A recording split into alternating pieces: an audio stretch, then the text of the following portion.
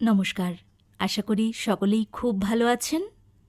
আমার চ্যানেল গল্পের ধারায় আপনাদের সকলকে স্বাগত জানাই। আজ আপনাদের শোনাব বিভূতিভূষণ বন্দ্যোপাধ্যায়ের লেখা ছোট গল্প উইলের খেয়াল। দেশ থেকে রবিবারে ফিরছিলাম কলকাতায়। সন্ধ্যার আর বেশি দেরি নেই। একটু আগে থেকেই প্ল্যাটফর্মে আলো জ্বেলেছে। শীতও খুব বেশি। এদিকে এমন একটা কামরায় উঠে বসেছি যেখানে দ্বিতীয় ব্যক্তি নেই যার সঙ্গে একটু গল্পগুজব করি, আবার যার তার সঙ্গে গল্প করেও আনন্দ হয় না। আমার দরের কোনো লোকের সঙ্গে গল্প করে কোনো সুখ পাইনে, কারণ তারা যে কথা বলবে সে আমার জানা। তারা আমারই জগতের লোক। আমার মতোই লেখাপড়া তাদেরও। আমারই মতন কেরানিগিরি কি স্কুল মাস্টারি করে। আমারই মতন শনিবারে বাড়ি এসে আবার রবিবারে কলকাতায় ফেরে। তারা নতুন খবর আমায় কিছুই দিতে পারবে না। সেই একঘেয়ে কলকাতার মাছের দর, এমএসসির খেলা, ইস্টবেঙ্গল সোসাইটির দোকানে শীতবস্ত্রের দাম, চণ্ডীদাস কি সাবিত্রী ফিল্মের সমালোচনা, এসব শুনলে গা বমি বমি করে। বরং বেগুনের ব্যাপারী কি কন্যাদায়গ্রস্ত পাড়াগেয়ে ভদ্রলোক কি দোকানদার, এদের ঠিক মতন বেছে নিতে পারলে কথা বলে আনন্দ পাওয়া যায়। কিন্তু বেছে নেওয়া বড় কঠিন। কন্যাদায়গ্রস্ত ভদ্রলোক ভেবে যার কাছে গিয়েছি, অনেক সময় দেখেছি তিনি ইন্স্যুরেন্সের দালাল। একা বসে বিড়ি খেতে খেতে প্ল্যাটফর্মের দিকে চেয়ে আছি। এমন সময় দেখি আমার বাল্যবন্ধু শান্তিরাম হাতে একটা ভারী বোঁচকা ঝুলিয়ে কোন গাড়িতে উঠবে ব্যস্তভাবে খুঁজে বেড়াচ্ছে। আমি ডাকতেই এই যে বলে এক গাল হেসে আমার কামরার সামনে এসে দাঁড়িয়ে বললে, বোঁচকাটা একটু ধর না ভাই কাইন্ডলি। আমি তার বোঁচকাটা হাত বাড়িয়ে গাড়িতে তুলে নিলাম। পেছনে পেছনে শান্তিরামও হাঁপাতে হাঁপাতে উঠে আমার সামনের বেঞ্চিতে মুখোমুখি হয়ে বসল। খানিকটা ঠান্ডা হয়ে আমার দিকে হাত বাড়িয়ে বললে, বিড়ি আছে? কিনতে ভুলে গেলাম তাড়াতাড়িতে। আর ক মিনিট আছে? 6:45 না রেলওয়ের? আমি ছুটছি সেই বাজার থেকে, আর এই ভারী বোঁচকা, প্রাণ একেবারে বেরিয়ে গিয়েছে। কলকাতায় বাস করা গিয়েছে ভাই, শনিবারে শনিবারে বাড়ি আসি। বাগানের কলাটা মূলোটা যা পাই নিয়ে যাই এসে। সেখানে তো সবই বুঝলে না, দাঁতন কাঠিটা স্তেক, তাও নগদ পয়সা। প্রায় 3-4 দিনের বাজার খরচ বেঁচে যায়। এই দেখো, ওল, পুঁই শাক, কাঁচা লঙ্কা, পাটালি, দেখি দেশলাইটা। শান্তিরামকে পেয়ে খুশি হলাম। শান্তিরামের স্বভাবই হচ্ছে একটু বেশি বকা, কিন্তু তার বকুনি আমার শুনতে ভালো লাগে। সে বকুনির ফাঁকে ফাঁকে এমন সব পাড়াগাঁয়ের ঘটনার টুকরো ঢুকিয়ে দেয় যা গল্প লেখার চমৎকার, অতি চমৎকার উপাদান। ওর কাছে শোনা ঘটনা নিয়ে 2-একটা গল্প লিখেওছি এর আগে। মনে ভাবলাম, শান্তিরাম এসেছে, ভালোই হয়েছে। একা 4 ঘন্টার রাস্তা যাব, তাতে এই শীত। তাছাড়া এই শীতে ওর মুখের গল্প জমবেও ভালো। হঠাৎ শান্তিরাম প্ল্যাটফর্মের দিকে মুখ বাড়িয়ে ডাকতে লাগল, অবনী, ও অবনী, এই যে এই গাড়িতে এসো, কোথায় যাবে? গুটি 3-4 ছেলে মেয়ে, এক 25-26 বছরের স্বাস্থ্যবতী ও সুশ্রী একটি পাড়াগাঁয়ের বউ আগে আগে, পিছনে একটি ফর্সা একহারা চেহারার লোক, সবার পিছনে বাক্স প্যাটরা মাথায় জন্দুই কলি। লোকটি আমাদের কামরার কাছে এসে দাঁড়িয়ে হেসে বললে, এই যে দাদা, কলকাতায় ফিরছেন আজই? আমি আমি একবার এদের নিয়ে যাচ্ছি 5ঘরার ঠাকুরের থানে। মসলন্দপুর স্টেশনে নেমে যেতে হবে, বাস পাওয়া যায়। দলটি আমাদের গাড়ির পাশ দিয়ে এগিয়ে খালি একটা ইন্টার ক্লাস কামরায় উঠল। শান্তিরাম চেয়ে চেয়ে দেখে বললে, তাই অবনী এখানে এলো না? ইন্টার ক্লাসের টিকিট কি না? আঙুল ফুলে কলা গাছ একেই বলে। ওই অবনীদের খাওয়া জুটত না, আজ দল বেঁধে ইন্টার ক্লাসে চেপে বেড়াতে যাচ্ছে। ভগবান যখন যাকে দেন, আমাদের বোচকা বওয়াই সার। গাড়ি ছাড়ল। সন্ধ্যার পাতলা অন্ধকারে পাম্পিং ইঞ্জিনের শেড, কেবিন ঘর, ধূমাকীর্ণ কুলি লাইন শটশট করে দুপাশ কেটে বেরিয়ে চলেছে। সামনে সিগন্যালের সবুজ বাতি, তারপর দুপাশে আখের ক্ষেত, মাঠ, বাবলাবন। শান্তিরামের গলার সুর শুনে বুঝলাম সে গল্প বলার মেজাজে আছে। ভালো করে আলোয়ান গায়ে দিয়ে বসলাম, উৎসুক মুখে ওর দিকে চেয়ে রইলাম। শান্তিরাম বললে, অবনীকে এর আগে কখনো দেখনি? নিশ্চয়ই দেখেছ ছেলেবেলায়। ও আমাদের নিচের ক্লাসে পড়তো আর বেশ ভালো ফুটবল খেলতো, মনে নেই? ওর বাবা কোর্টে নকল নবিশি করতেন। সংসারের অভাব অনটন টানাটানি বেড়েই চলেছিল। সেই অবস্থায় অবনীর বিয়ে দিয়ে বউ ঘরে আনলেন। বললেন, কবে মরে যাব, ছেলের বউয়ের মুখ দেখে যাই। বাঁচলেনও না বেশি দিন। এক পাল পুষ্যি আর একরাশ দেনা ছেলের ঘাড়ে চাপিয়ে দিয়ে সংসার থেকে বিদায় নিলেন। তারপর কি কষ্টটাই গিয়েছে ওদের। অবনী পাশ করতে পারলে না, চাকরিও কিছু জুটল না। হরিণখালির বিলের এক অংশ ওদের ছিল অনেক কাল আগে থেকে। শোলা হতো সেখানে। সেই বিলের শোলা ইজারা দিয়ে যে কটা টাকা পেত তাই ছিল ভরসা। ওদের গায়ে চৌধুরী পাড়ায় নিধিরাম চৌধুরী বলে একজন লোক ছিল। তাকে গায়ের সবাই ডাকত নিশু চৌধুরী। নিশু চৌধুরীর কোনো কুলে কেউ ছিল না। বিয়ে করেছিল দুবার, ছেলেপুলেও হয়েছিল, কিন্তু টেকেনি। ওর বাবা সেকালে নিমকের দারোগা ছিল। বেশ 2 পয়সা কামিয়ে বিষয় সম্পত্তি করে গিয়েছিল। তা শালিয়ানা প্রায় 1000-1200 টাকা আয়ের জমা, আম কাঁঠালের বাগান, বাড়িতে 3টে গোলা, একটা গোলায় 1.5 পাট 2 পাট করে ধান ধরে, 2টো পুকুর, তেজারতি কারবার। নিশু চৌধুরী ইদানিং তেজারতি কারবার গুটিয়ে ফেলে জেলার লোন অফিসে নগদ টাকাটা রেখে দিত। সেই নিশু চৌধুরীর বয়স হল। ক্রমে শরীর অপটু হয়ে পড়তে লাগল। সংসারের মুখে জলটি দেবার একজন লোক নেই।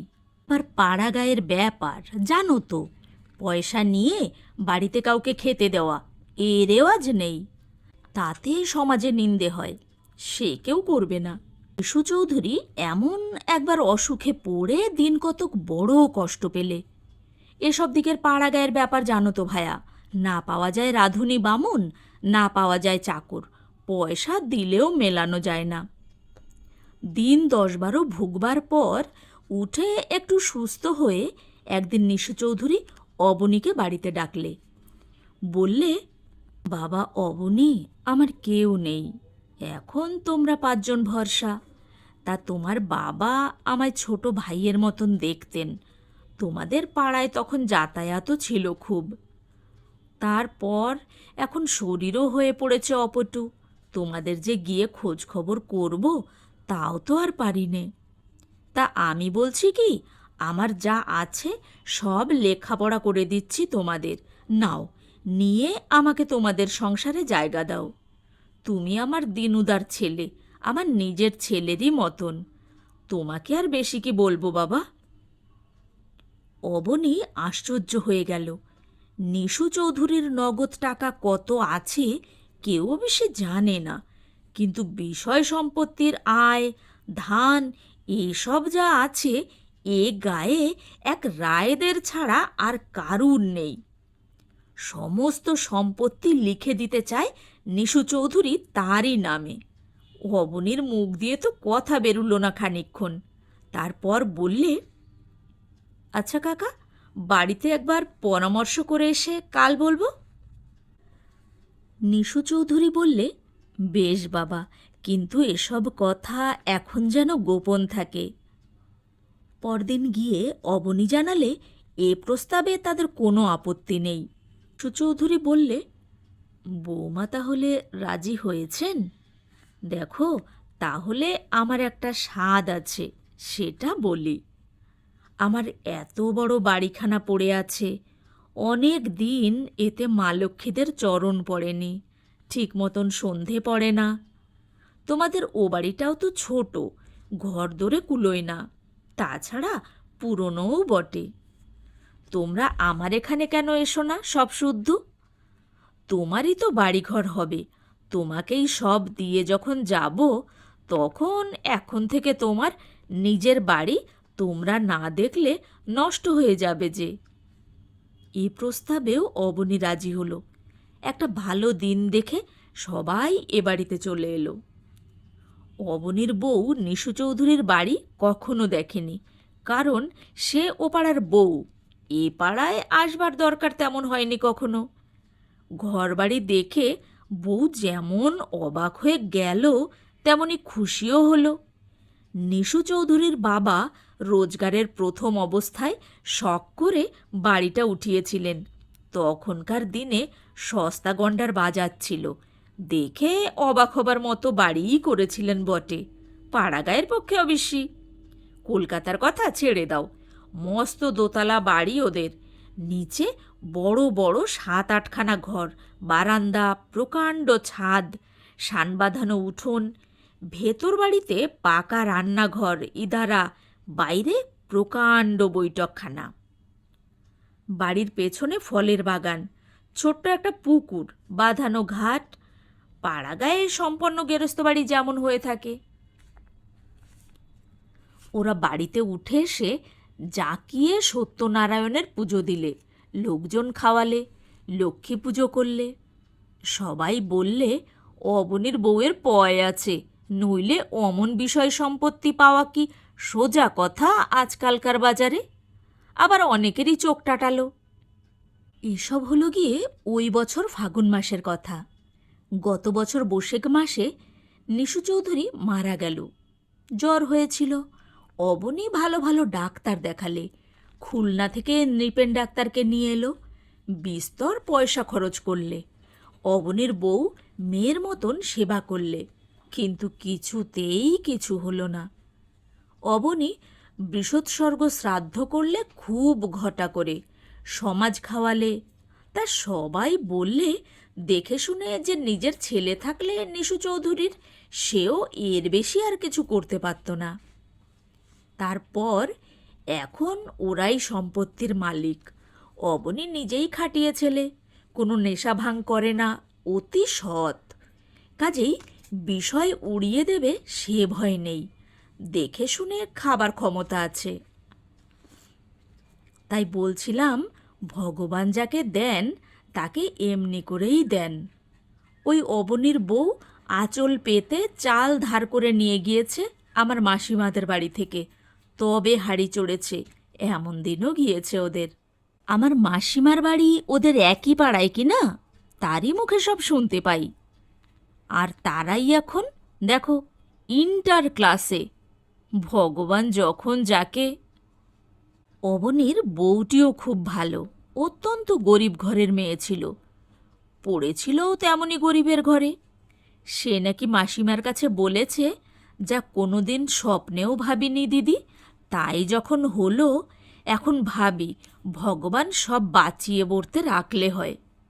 গরিব লোকের কপাল, ভরসা করতে ভয় পাই দিদি।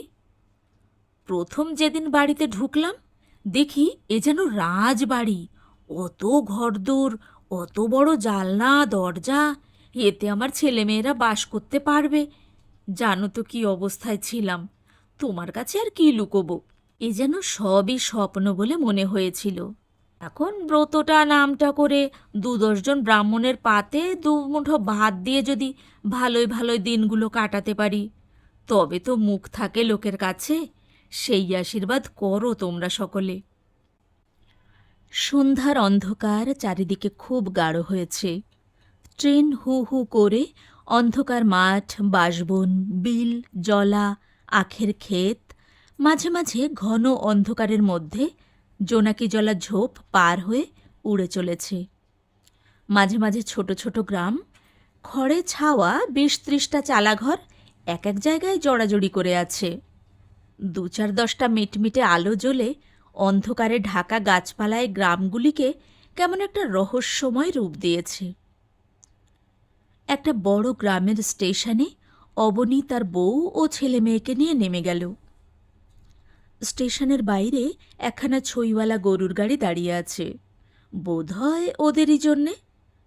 অবনীর বউকে এবার প্ল্যাটফর্মের তেলের লণ্ঠনের অস্পষ্ট আলোয় দেখে আরও বেশি করে মনে হলো যে মেয়েটি সত্যিই সুশ্রী। বেশ ফর্সা রং, সুঠাম বাহু দুটির গড়ন, চলনভঙ্গি ও গলার সুরের সবটাই মেয়েলি। এমনই নিখুঁত মেয়েলি ধরনের মেয়ে দেখবার একটা আনন্দ আছে, কারণ সেটা দুষ্প্রাপ্য। ট্রেনখানা প্রায় 10 মিনিট দাঁড়িয়ে রইল। একজন লোক হ্যারিকেন লণ্ঠন নিয়ে ওদের এগিয়ে নিতে এসেছিল। ওরা তার সঙ্গে স্টেশনের বাইরে যেতে গিয়ে ফটক খোলা না পেয়ে দাঁড়িয়ে রইল, কারণ যিনি স্টেশন মাস্টার তিনিই বোধহয় টিকিট নেবেন যাত্রীদের কাছ থেকে। ফটকে চাবি দিয়ে তিনি গার্ডকে দিয়ে প্ল্যাটফর্মের মধ্যে আধারে লণ্ঠনের আলোয় কি কাগজপত্র সই করাচ্ছিলেন। তারপর ট্রেন আবার চলতে লাগল। আবার সেই রকম ঝোপঝাপ, অন্ধকারে ঢাকা ছোটোখাটো গ্রাম, বড় বড় বিল, বিলের ধারে বাগদিদের কুড়ে। আমার ভারী ভালো লাগছিল। এইসব অজানা ক্ষুদ্র গ্রামে ঘরে ঘরে অবনীর বউয়ের মতন কত গৃহস্থ বধূ ভারবাহী পশুর মতন উদয়াস্ত খাটছে, হয়তো পেট পুরে দুবেলা খেতেও পায় না।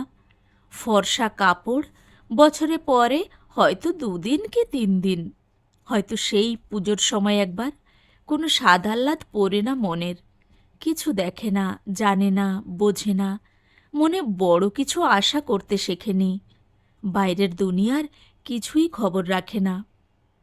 পাড়াগাঁয়ের ডোবার ধারের বাঁশবনের ছায়ায় জীবন তাদের আরম্ভ, তাদের সকল সুখ দুঃখ, আনন্দ, আশা নিরাশার পরিসমাপ্তিও ওইখানেই।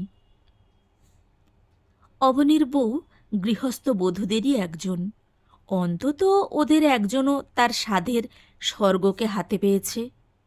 অন্ধকারের মধ্যে আমি বসে বসে এই কথাই ভাবছিলাম। আমি কল্পনা করবার চেষ্টা করলাম অবনীর বউকে, যখন সে প্রথম নিশু চৌধুরীর বাড়িতে এলো। কি ভাবলে অত বড় বাড়িটা দেখে, অত ঘরদোর? যখন প্রথম জানলে যে সংসারের দুঃখ দূর হয়েছে, প্রথম যখন সে তার ছেলে মেয়েদের ফর্সা কাপড় পরতে দিতে পারলে, আমি কল্পনা করলাম 10 ঘরার হাট থেকে অবনী বড় মাছ, সন্দেশ, ছানা কিনে বাড়িতে এসেছে। অবনীর বউ এই প্রথম সচ্ছলতার মুখ দেখলে, আর সে খুশি ভরা চোখ মুখ অন্ধকারের মধ্যে দেখতে পাচ্ছি। ট্রেন আর একটা স্টেশনে এসে দাঁড়িয়েছে। শান্তিরাম আলোয়ান মুড়ি দিয়ে জড়সড় হয়ে বসে আছে, মাঝে মাঝে ঢুলছে। স্টেশনে পানের বোঝা উঠেছে। শান্তিরামকে বললাম, শান্তিরাম, ঘুমোচ্ছ নাকি? আমি একটা গল্প জানি এই রকমই, তোমার গল্পটা শুনে আমার মনে পড়েছে, সেটা শুনবে? কিন্তু শান্তিরাম এখন গল্প শুনবার মেজাজে নেই। সে আরামে ঠেস দিয়ে আরও ভালো করে মুড়িসুড়ি দিয়ে বসল, সে একটু ঘুমোবে। পূর্ণবাবুর কথা আমার মনে পড়েছে শান্তিরামের গল্পটা শুনবার পরে। এখন পূর্ণবাবু আমিন ছিল, পাটনায় আমরা একসঙ্গে কাজ করেছি। পূর্ণবাবুর বয়স তখন ছিল 50 কি 52 বছর। লম্বা রোগা চেহারা, বেজায় আফিম খেত, দাঁত প্রায় সব পড়ে গিয়েছিল, মাথার চুল সাদা, নাক বেশ টিকোলো। অমন সুন্দর নাক কিন্তু আমি কমই দেখেছি, রং না ফর্সা না কালো। পূর্ণবাবু কম মাইনে পেত, এখানে কোনো রকমে চালিয়ে বাড়িতে তার কিছু টাকা না পাঠালেই চলবে না, কাজেই তার পরনে ভালো জামা কাপড় একদিনও দেখিনি। পূর্ণবাবু নিজে রেঁধে খেত। একদিন তার খাবার সময় হঠাৎ গিয়ে পড়েছি, দেখি পূর্ণবাবু খাচ্ছে শুধু ভাত, তরকারি কি শাক কি আলু ভাতে কিচ্ছু না, কেবল একতাল সবুজ পাতালতা বাটা ওষুধের মতন দেখতে কি একটা দ্রব্য ভাতের সঙ্গে মেখে খাচ্ছে। জিজ্ঞাসা করে জানলাম সবুজ রঙের দ্রব্যটা কাঁচা নিমপাতা বাটা। পূর্ণবাবু একটু অপ্রতিভের সুরে বললেন, নিমপাতা বাটা এত উপকারী, বিশেষ করে লিভারের পক্ষে। ভাত দিয়ে মেখে যদি খাওয়া যায়, আমি আজ 2 বছর ধরে, আগে দেখবেন খেয়ে, শরীর বড় ঠান্ডা। তাছাড়া কি জানেন, লোভ যত বাড়াবেন ততই বাড়বে। উপকারী দ্রব্য তো অনেকই আছে। ডাল ঝোলের বদলে কুইনাইন মিক্সচার ভাতের সঙ্গে মেখে দুবেলা খাওয়ার অভ্যাস করতে পারলে দেশের ম্যালেরিয়ার সমস্যার একটা সুসমাধান হয়, তাও স্বীকার করি। কিন্তু জীবনে বড় বড় উপদেশগুলো চিরকাল লঙ্ঘন করে চলে এসে আজ নীতি ও স্বাস্থ্য পালন সম্বন্ধে এত বড় একটা সজীব আদর্শ চোখের সামনে পেয়ে খানিকক্ষণের জন্য নির্বাক হয়ে গেলাম। আর 1 দিন 2 দিন নয়, 2 বছর ধরে চলছে এই ব্যাপার। একদিন পূর্ণবাবু নিজের জীবনের অনেক কথা বললেন। কলকাতায় তাদের বাড়ি, ভবানীপুরে। তার একজন পিসিমা আছেন, একটু দূর সম্পর্কের। সেই পিসিমার মৃত্যুর পরে তার সম্পত্তির উত্তরাধিকারী হবেন পূর্ণবাবু। কিন্তু পিসিমা মরি করছেন আজ 30-35 বছর।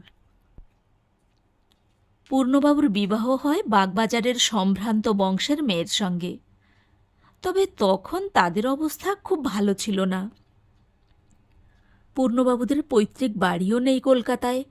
ভবানীপুরে খুব আগে নাকি প্রকাণ্ড বাড়ি পুকুর ছিল।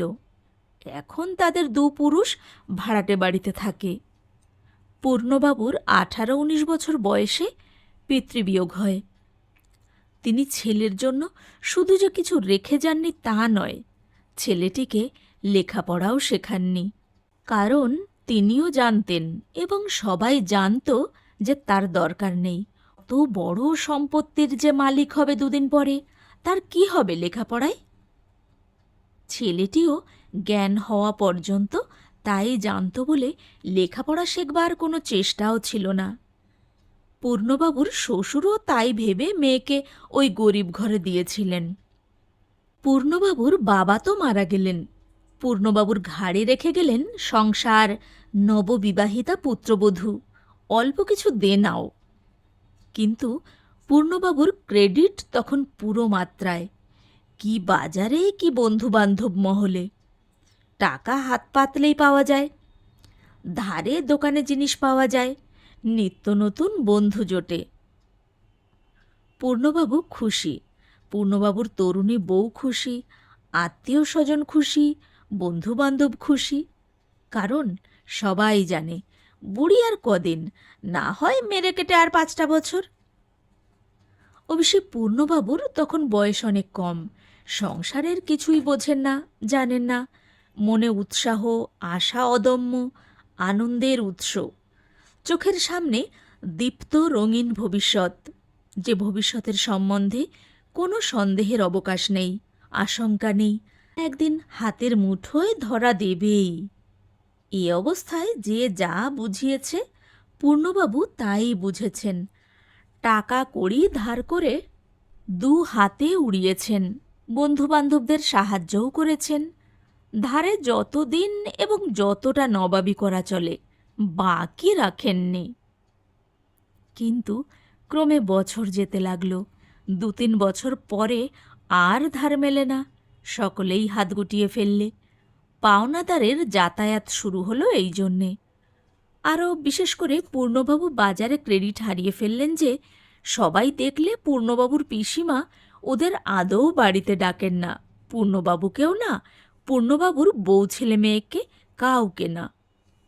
পিসিমার কাছে খাতির পেলে বাজারেও পূর্ণবাবুর খাতির থাকত।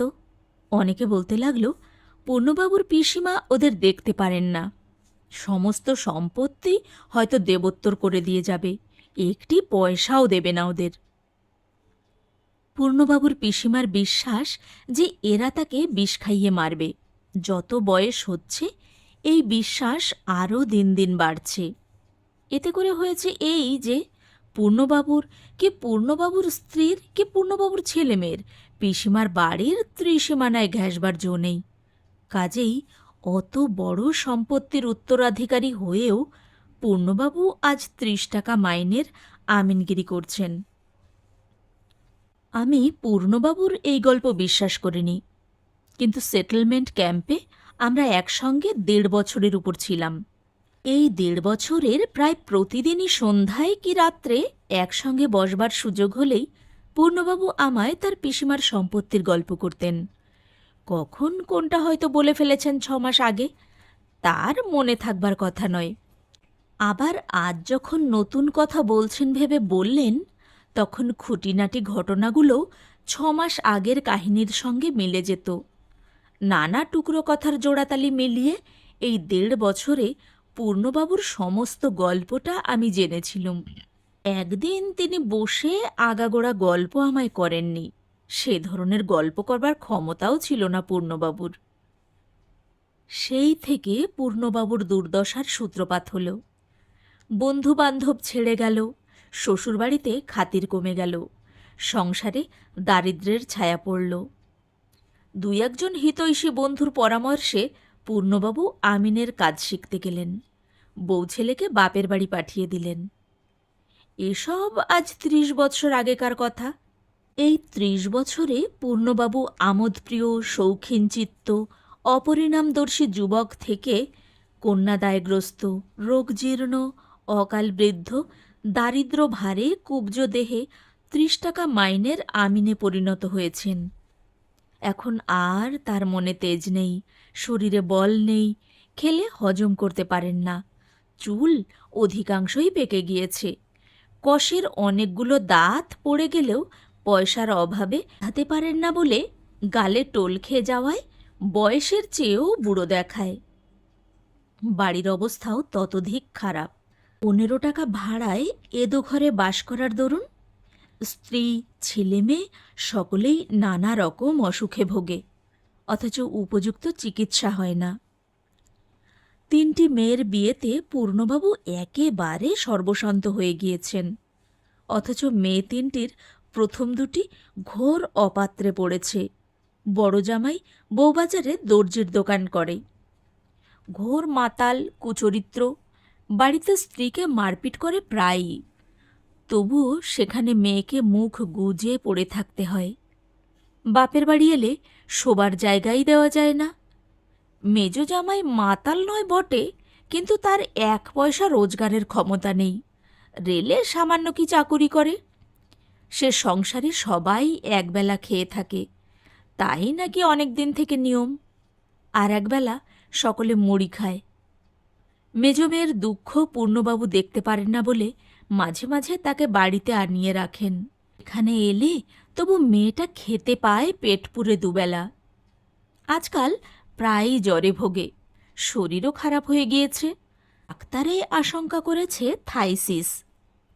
বুড়ি পিসিমা কিন্তু এখনও বেঁচে, এখনও বুড়ি গঙ্গা স্নানে যায়, নিজের হাতে রেঁধে খায়। বয়স ৯০-এর কাছাকাছি, কিন্তু এখনও চোখের তেজ বেশ, দাঁত পড়েনি। বুড়ি একেবারে অশ্বত্থমার পরমায়ু নিয়ে জন্মেছে। এদিকে যারা তার মরণের পানে ঔৎসুক দৃষ্টিতে চেয়ে আছে, তাদের জীবন ভাটিয়ে শেষ হতে চলল। সেটেলমেন্টের কাজ ছেড়ে পাটনা থেকে চলে এলাম। পূর্ণবাবু তখনও সেখানে আমিন। বছর ৩ পরে একদিন গয়া স্টেশনে পূর্ণবাবুর সঙ্গে দেখা। দুপুরের পর এক্সপ্রেস আসবার সময় স্টেশনের প্ল্যাটফর্মে পায়চারি করছি। একটু পরেই ট্রেনটা এসে দাঁড়ালো। পূর্ণবাবু নামলেন একটা সেকেন্ড ক্লাস কামরা থেকে। অন্য কামরা থেকে ২ জন দারোয়ান নেমে এসে জিনিসপত্রের তদারকে ব্যস্ত হয়ে পড়ল। আমি অবাক হয়ে চেয়ে রইলাম। পূর্ণবাবুর পরনে দামি কাচি ধুতি, গায়ে সাদা সিল্কের পাঞ্জাবি, তার ওপরে জমকালো পাড় ও কলকাতার শাল, পায়ে প্যারিস গার্টার আটা সিল্কের মোজা ও পামশু, চোখে সোনার চশমা, হাতে সোনার ব্যান্ডওয়ালা হাতঘড়ি। আমি গিয়ে আলাপ করলাম। পূর্ণবাবু আমায় চিনতে পেরে বললেন, এই যে রামরতন বাবু, ভালো আছেন? তারপর এখন কোথায়? আমি বললাম, আমি এখানে চেঞ্জে এসেছি মাস তিনেক। আপনি এদিকে? তার অদ্ভুত বেশভূষার দিকে চেয়ে আমি কিন্তু কেমন হয়ে গিয়েছিলাম। পূর্ণবাবুকে এই বেশে দেখতে আমি অভ্যস্ত নই।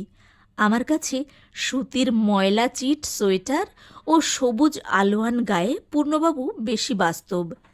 তাছাড়া ৫৪-৫৫ বছরের বৃদ্ধের এ কী বেশ? কি ব্যাপারটা ঘটেছে তা অবশ্য পূর্ণবাবু বলবার আগেই আমি বুঝতে পেরেছিলাম। জিনিসপত্র গুছিয়ে পূর্ণবাবু ওয়েটিং রুমে ঢুকলেন। তিনি সাউথ বিহার লাইনের গাড়িতে যাবেন। গাড়ির এখনও ঘণ্টা ২ দেরি। একজন দারোয়ানকে ডেকে বললেন, ভূপাল সিং, এখানে ভালো সিগারেট পাওয়া যায় কিনা দেখে এসো, নইলে কাচি নিয়ে এসো ১ বাক্স। আমায় বললেন, ওহ, অনেক দিন পরে আপনার সঙ্গে দেখা। আর বলেন কেন, বিষয় থাকলেই হাঙ্গামা। সামনে আসছে জানুয়ারি কিস্তি। তহসিলদার বেটা এখনও ১ পয়সা পাঠায়নি। লিখেছে এবার নাকি কলাই ফসল সুবিধে হয়নি। তাই নিজে যাচ্ছি মহালে, মাসখানেক থাকব। এটা এখানে আসে কটায়? ভালো কথা, এখানে টাইম টেবিল কিনতে পাওয়া যাবে? কিনতে ভুল হয়ে গেল হাওড়ায়। আমি জিজ্ঞাসা করলাম, আপনার পিসিমা? দারোয়ান সিগারেট নিয়ে এলো। পূর্ণবাবু একটা সরু ও সুদীর্ঘ হোল্ডার বার করলেন। আমার দিকে একটা সিগারেট এগিয়ে দিয়ে বললেন, আসুন।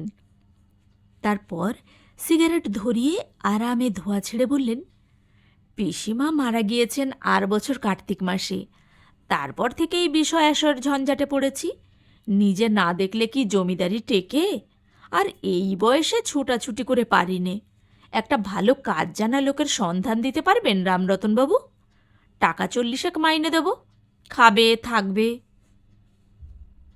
ওয়েটিং রুমে বসে পূর্ণবাবু ২ বোতল লেমনেড খেলেন এই শীতকালে। একবার দারোয়ানকে দিয়ে গরম জিলিপি আনালেন দোকান থেকে, একবার নিমকি বিস্কিট আনালেন, আর একবার নিজে স্টেশনের বাইরের দোকান থেকে ১ ডজন কমলালেবু কিনে আনলেন। আমায় প্রতিবারই খাওয়ানোর জন্য পিড়াপিড়ি করলেন, কিন্তু আমার শরীর খারাপ, খেতে একেবারেই পারি নে। সেই কথা জানিয়ে ক্ষমা চাইলাম। একটু পরেই পূর্ণবাবুর ট্রেন এসে পড়ল। দিন ১৫-২০ পরে আবার বেড়াতে গিয়েছি স্টেশনে। সেদিন শীত খুব পড়েছে, বেশ জ্যোৎস্না, রাত ৮টার কম নয়। স্টেশনের রাস্তা যেখানে ঠেকেছে সেখানে চপ কাটলেট চায়ের দোকান থেকে কে আমার নাম ধরে ডাকলে, ও রামরতনবাবু, এই যে এদিকে। ফিরে চেয়ে দেখি পূর্ণবাবু একটা কোণে টেবিলে বসে। পূর্ণবাবুর মাথায় একটা পশমের কানঢাকা টুপি, শালের কমফর্টার গলায় জড়ানো, হাতে দস্তানা। আমায় বললেন, আসুন বসুন, কিছু খাওয়া যাক। আজ ফিরে এলাম মহাল থেকে, এই রাতের গাড়িতে ফিরব কলকাতায়। কিচ্ছু খাবেন না? না না, খেতেই হবে, কিন্তু সেদিন তো কিছুই খেলেন না। এই বয়, ইধর আও। আমাকে জোর করে পূর্ণবাবু চেয়ারে বসালেন। তারপর তার নিজের জন্যে যা খাবার নিলে তা দেখে আমার তো হৃৎকম্প উপস্থিত হলো। এত খাবেন কি করে পূর্ণবাবু এই বয়সে? আর একটা অতি বাজে দোকানে খান আষ্টেক চপ, ৪খানা কাটলেট, ১ প্লেট মাংস, পাউরুটি, ডিমের অমলেট, পুডিং, কেক, চা, তিনি কিচ্ছু বাদ দিলেন না। আমাকে দেখিয়ে বললেন, এই বাবু কো ওয়াস্তে ১ প্লেট মাটন আর ৩ পিস। আমি সবিনয় বললাম, আমার শরীর তো জানেন পূর্ণবাবু, ওসব আমি কিচ্ছু। আরে তা হোক, শরীর শরীর করলে কি চলে? খান খান, মাংসটা বেশ করেছে। কলকাতায় মাংস রাঁধতে জানে না মশাই রেস্টুরেন্টে। আমি ঝাল পছন্দ করি, কলকাতায় শুধুই মিষ্টি। খেয়ে দেখুন মাংসটা, কাটলেটটাও এরা কাঁচা লঙ্কা বাটা দিয়েছে, ভারী চমৎকার খেতে। এই বয়, ওর ২টো কাটলেট। কথাটা শেষ হবার আগেই তার বেজায় কাশির বেগ হলো। কাশতে কাশতে দম আটকে যায় আর কি। একটু সামলে বললেন, বড্ড ঠান্ডা লেগেছে মহালে, সেই জন্যেই বেশ একটু গরম চা চপ খেয়ে দেখবেন, ভারী চমৎকার চপ করেছি। এই বয়! আমি কথাটা মুখ ফুটে বললাম, পূর্ণবাবু, আপনার শরীরে এসব খাওয়া উচিত নয়, আর এ ধরনের দোকান তো খুব ভালো নয়। চা বরং 1 কাপ খান, কিন্তু এগুলো খেলে। পূর্ণবাবু হেসে উড়িয়ে দিলেন, খাবো না বলেন কি রামরতনবাবু? খাবার জন্যেই সব। শরীরকে ভয় করলেই ভয়, ওসব ভাবলে কি আর। আপনিও যেমন। রেস্টুরেন্ট থেকে বের হয়ে এসে আমায় নিচু স্বরে বললেন, কিছু মনে করবেন না রামরতনবাবু, একসঙ্গে অনেক দিন কাজ করেছি এক জায়গায়। এখানে কোনো ভালো বাইজির বাড়ি টাড়ি জানা আছে? থাকে তো চলুন না, আজ রাতটা শুনেছি পশ্চিমে নাকি ভালো ভালো। কলকাতায় না হয় আজ নাই বা গেলাম। আমি বুঝিয়ে বললাম, পশ্চিমের যেসব জায়গায় ভালো বাইজি থাকে, গয়া সে তালিকায় পড়ে না। বিহারের কোথাও নয়। কাশী, লখনৌ, দিল্লি, ওদিকেই সত্যিকারের বাইজি বলতে যা বোঝায় তা আছে। পূর্ণবাবু বললেন, পাটনাতে নেই? আমার তাই মনে হয়। এদিকে আর কোথাও নেই? না হয় এমনি আর কোথাও? কোথাও কিচ্ছু নেই, আমি ঠিক জানি। পূর্ণবাবু ওয়েটিং রুমে ঢুকে আমায় বসতে বললেন। পূর্ণবাবুকে আরও বেশি বৃদ্ধ দেখাচ্ছিল। আমি তার বাড়িতে কে কেমন আছে জিজ্ঞাসা করলাম। থাইসিসের রোগী সেই মেয়েটিকে বাড়িতে রেখেই চিকিৎসা করাচ্ছেন। বড় ছেলেটি বাপের সঙ্গে ঝগড়া করে নিরুদ্দেশ হয়ে গিয়েছে আজ 2 বছর, সম্পত্তি পাবার আগেই। কাগজে কাগজে বিজ্ঞাপন দিয়ে তার খোঁজ করেছেন। অনেকক্ষণ পর্যন্ত এইসব গল্প শুনলাম বসে বসে। পূর্ণবাবু গল্পের মধ্যে আরও 2 বার চা আনিয়ে খেলেন। ব্যাগ খুলে ওষুধ খেলেন 3-4 রকম, কোনোটা কবিরাজি, কোনোটা বিলেতি পেটেন্ট ওষুধ। 2 প্যাকেট সিগারেট শেষ করলেন। দেখলাম পূর্ণবাবু চিরবঞ্চিত জীবনের সর্বগ্রাসী তৃষ্ণার ভোগ লালসা মেটাতে উদ্যত হয়েছেন বিকারের রোগীর মতন। চারিধারে ঘনায়মান মৃত্যুর ছায়ার মধ্যে স্বল্প তৈল জীবনদীপের আলো যত সংকীর্ণ থেকে সংকীর্ণতর জ্যোতিবৃত্তের সৃষ্টি করেছে, উনি ততই উন্মাদ আগ্রহে যেখানে যা পাবার আছে পেতে চান, যা নেবার আছে নিতে চান। জীবনে ওর যখন সুবৃষ্টি এলো, জল না পেয়ে তখন তা আধমরা, সেই এলো, কিন্তু এত দেরি করে ফেললে। আমায় বললেন, একটু কিছু বাড়াবাড়ি খেলেই ওষুধ খেয়ে রাখি, আর হজম করতে পারি না এখন। আমাদের পাড়ায় আছে গদাধর কবিরাজ, খুব ভালো চিকিৎসা করে। 1 হপ্তার ওষুধ নেয় 2 টাকা। তার কাছে ভাবছি এবার। পূর্ণবাবুর সেই নিমপাতা বাটা মেখে ভাত খাওয়ার কথা আমার মনে পড়ল। আরও মনে পড়ল পূর্ণবাবুর প্রথম জীবনের শৌখিনতার কথা। এখন তিনি বুঝেছেন আর বেশি দিন বাঁচবেন না। চিরবঞ্চিত জীবনের সর্বগ্রাসী তৃষ্ণার ভোগ লালসা তার। বিকারের রোগীর মতন অসংযত, অবুঝ। শান্তিরামকে গল্পটা বলবো ভেবেছিলাম, কিন্তু সে দিব্যি নাক ডাকিয়ে ঘুমোচ্ছে। এতক্ষণ আপনারা শুনছিলেন বিভূতিভূষণ বন্দ্যোপাধ্যায়ের লেখা ছোট গল্প উইলের খেয়াল। কেমন লাগলো গল্পটি? কে কোথা থেকে শুনছেন এবং গল্পটি শুনে আপনাদের কী অভিব্যক্তি তা অবশ্যই কমেন্ট বক্সে লিখে জানাবেন। গল্পটি ভালো লেগে থাকলে বন্ধুদের সঙ্গে শেয়ার করবেন, লাইক দেবেন। আর আমার চ্যানেলটি যদি এখনও সাবস্ক্রাইব করে না থাকেন, তাহলে এ ধরনের আরও অনেক গল্প শোনার জন্য চ্যানেলটিকে অবশ্যই সাবস্ক্রাইব করে রাখুন। সবাই খুব ভালো থাকুন।